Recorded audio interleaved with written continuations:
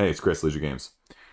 This is going to be a rant, a ramble, and some concern because people have found a new way to make you FOMO on crowdfunding. You let me know by the end of this video, are you convinced that this is a good thing? Or is this just another in the lines of marketing strategy just trying to separate you more from your hard-earned money? That's my fear. Let's go. So I've talked plenty in the past on crowdfunding roundups, upcoming crowdfunding, whatever it may be, right? Indiegogo, Kickstarter, GameFound, Backer Kit, whatever it entails. All have their little own gimmick, if you will. A lot of them being overlapping and being exclusives. Exclusives. You know, that word comes with a certain connotation nowadays. A lot of people, not everybody, have gotten away from exclusives. So they've been forced to reach into the other marketing bag of tricks and come up with other things. You know, some just give it to you at a cheaper price. Some deluxify it. Some still stick with the exclusives in the first place. Now, it has come to my attention over the past several weeks. I've seen this in smattering, and now I've actually seen it in real life, as well as becoming more aware, more of a tactic, and it concerns me. And that is this whole pre-launch thing. And you're going to go, Chris, what the deuce are you talking about? Well, in case you're not aware, companies, projects, publishers have started saying, hey, sign up for our whatever. Go to our website, sign up for our newsletter, do X, Y, Z, whatever it may be. But also,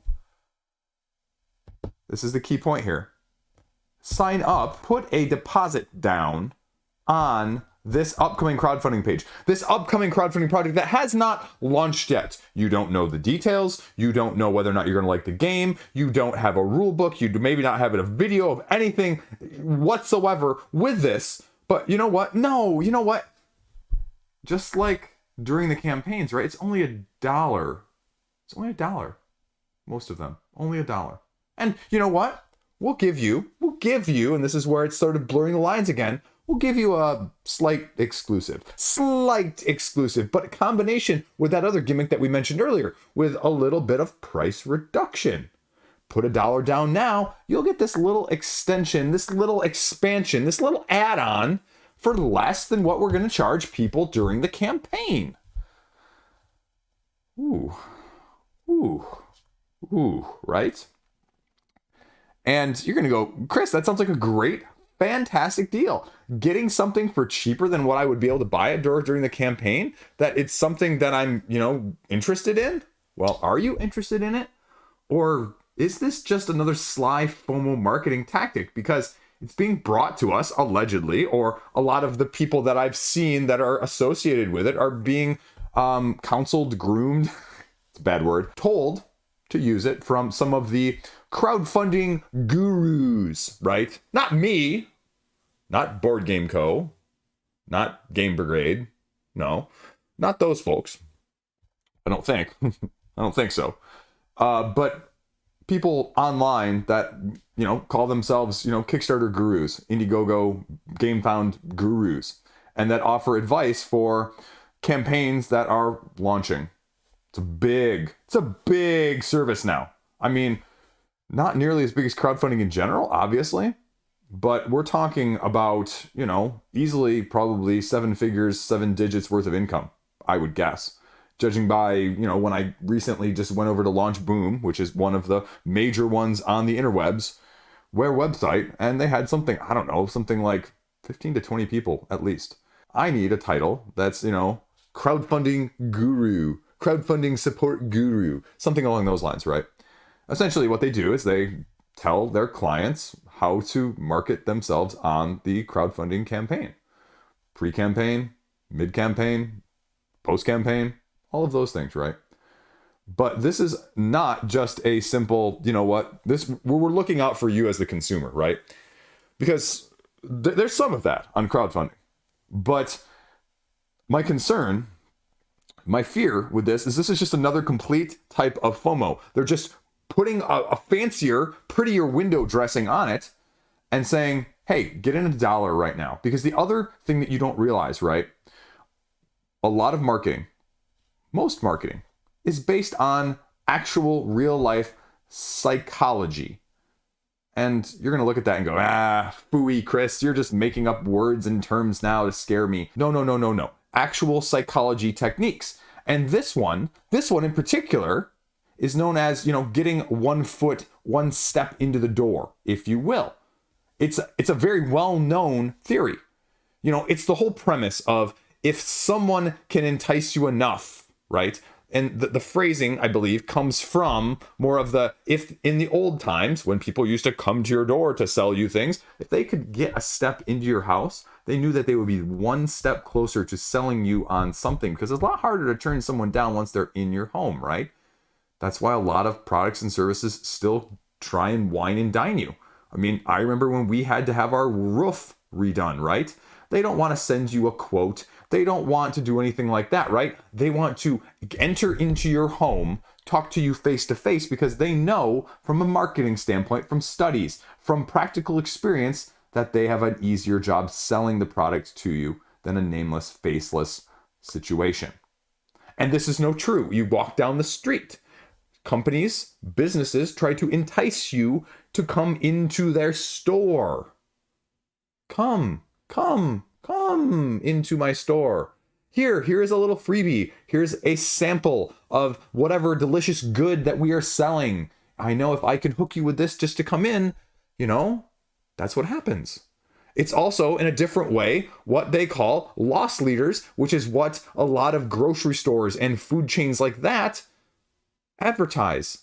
Because you know what? They know if that chicken at Costco, the rotisserie one, which is fantastic and should be realistically priced about $3 or $4 more than it is, they lose money on every single one of those. But they know if they get their hooks into you and you go into there, not everyone shops like I do. I go in, I buy the one thing I want, and I leave. But you know what? A lot of people, it's mass market, right? It's the bell curve. A lot of people are not the outliers like me, right? And believe me, I'm an outlier. That's a whole nother video though. I'm weird. Anyway, I digress. A lot of people are in the middle of the bell curve. And so they know if they go in there, they can entice them into buying more. That is eventually where they're going to make up for the loss that they're getting from this absolutely beautifully fantastic rotisserie chicken. By the way, my wife used to call the chicken skin on rotisserie chickens the bad part, because like fatty and greasy and stuff. And so the kids, that's why we didn't feed it to the kids sometimes, right? And some of you were going to look at me in the comment section and say that's blasphemy, right? But it was always sort of like a joke, not really serious, right? Anyway, my 3-year-old actually calls it the bad part seriously now. And he's like, Daddy, Mommy, I want to eat the bad part. Anyway, I digress. Going back to it, the 1 step foot in the door, that's what this is though, right? It's getting you to put a down payment on a product in this situation.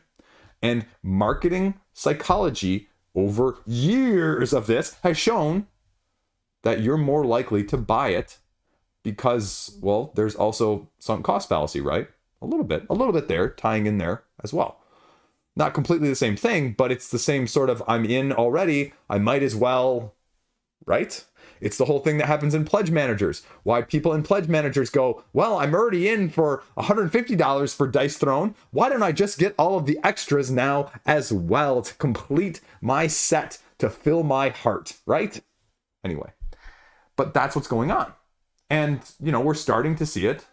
The recently launched Explorers of Navaria is doing it, or did it. And the upcoming Mythwind reprint is also doing it, of just 2 of note right now. I know that there are many others doing it, and these by far and away were not the first. And again, let me be very clear. I'm not saying from a publisher standpoint you can't do that, but I'm saying from a consumer standpoint, this is just as bad or, different in the same sense of FOMO with those other things. Because the other thing I didn't mention so far, the other thing I sort of alluded to, is that several of these campaigns, and I'm not sure if it's all of them, so I'm not going to generalize this, but from a few that I have seen, if you put that down, it's also non-refundable. Non-refundable. And again, a lot of you are going to go, because it's a pittance, it's $1. No, who cares, Chris? Well, again, they know Statistically speaking, those $1 have a much higher chance of conversion into a higher pledge than the non-$1 ones. And if it was as simple as being exactly the same as pledging $1 during the campaign, folks, they wouldn't have done this. Because clearly it's different. Because again, businesses are not stupid. Marketing gurus are not stupid. There is rationale, there is reason behind this, because if it didn't work, again, you wouldn't see it done, and you wouldn't see more of it now all of a sudden at the beginning of 2024.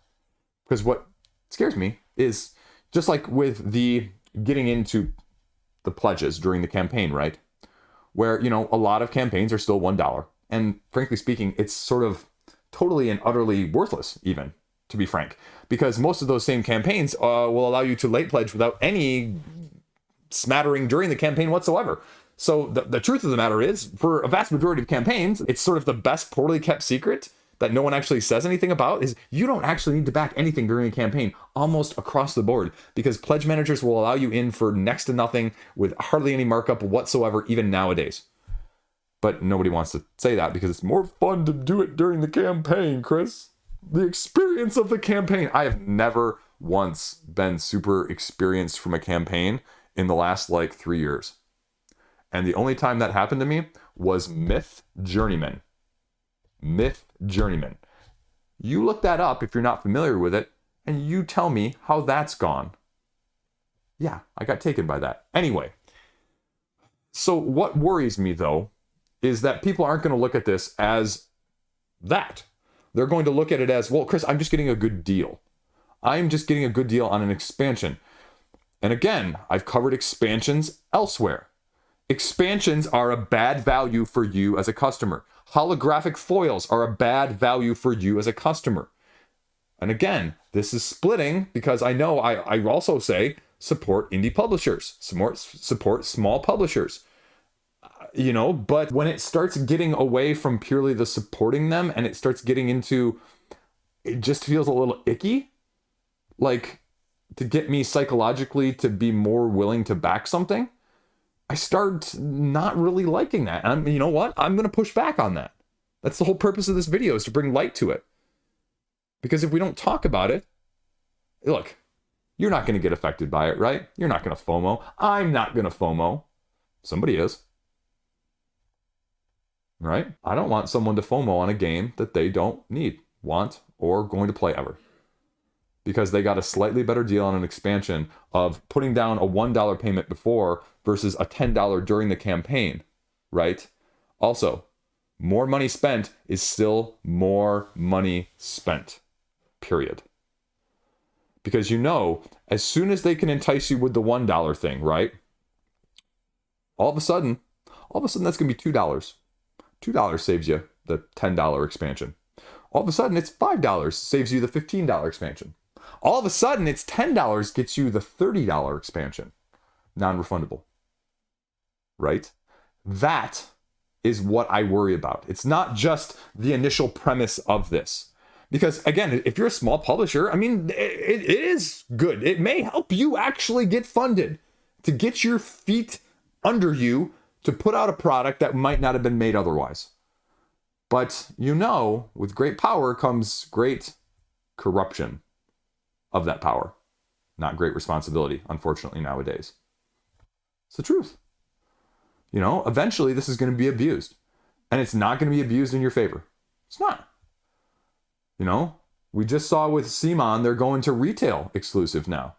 Dark Providence, the remake of Study in Emerald, they said, okay, you know what? Pre-order it from our website. We'll give you 5 Investigator exclusives for Cthulhu Death May Die. Right? So people are testing the waters. People are willing to see what they will shell out extra money for. I play a game online on my phone right now called Marvel Puzzle Quest. The new publishers, the new, makers of this game are putting out daily deals to see how much they can push the limits of what people will spend for this fake in-game resource, fake in-game tokens, fake in-game characters. And they're shifting around the price costs, right? And most of it, Most of it is actual dollars. A few of it is in-game currency, but the vast majority of it is sort of just slowly pushing the envelope.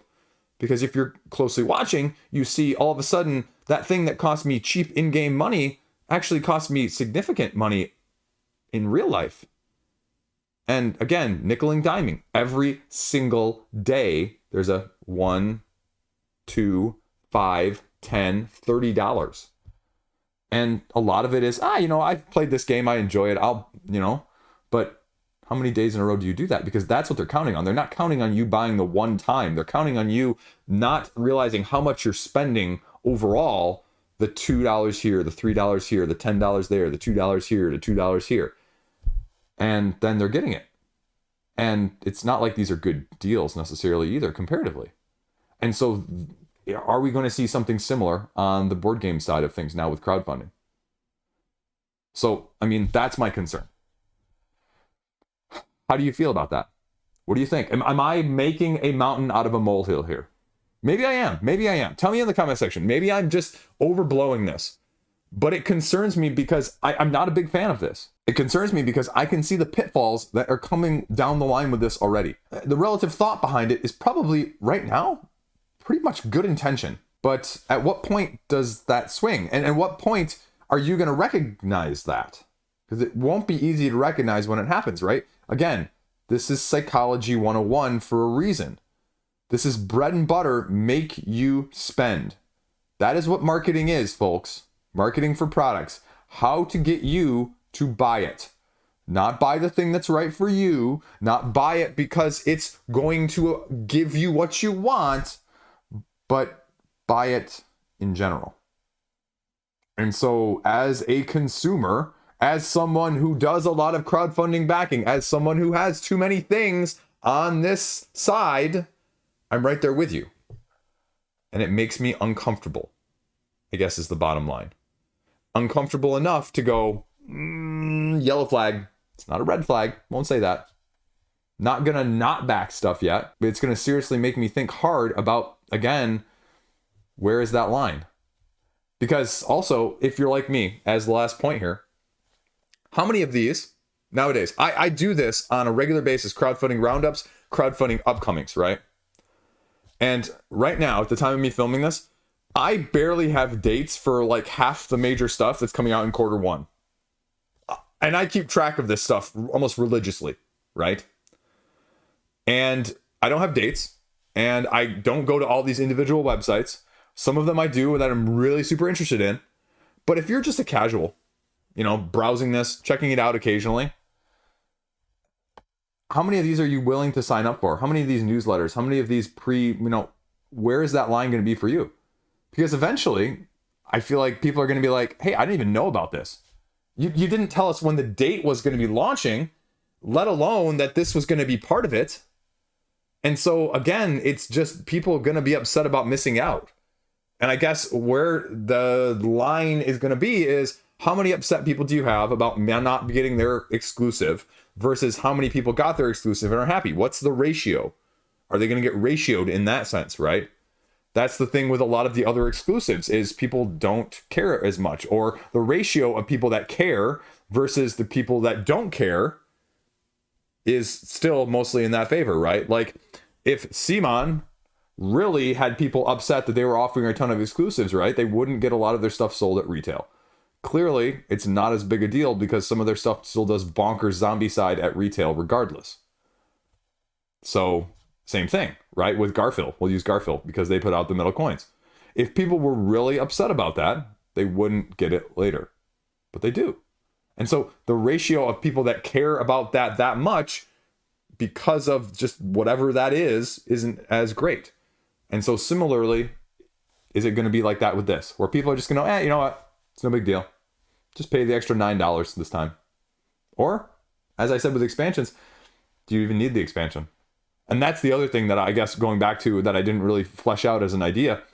The expansion you don't need half the time. Campaigns that give you expansions from the get-go or something along those lines, right? It's a little bit of a mixed bag to begin with. Because you never quite know, are you going to love the game enough in the first place? Is the expansion going to actually add something meaningful and significant?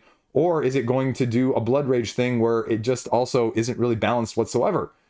and you buy this and you don't know. Or you buy the Fox experiment and get the 5th to 6th player expansion, which, if you're like me, never gonna use.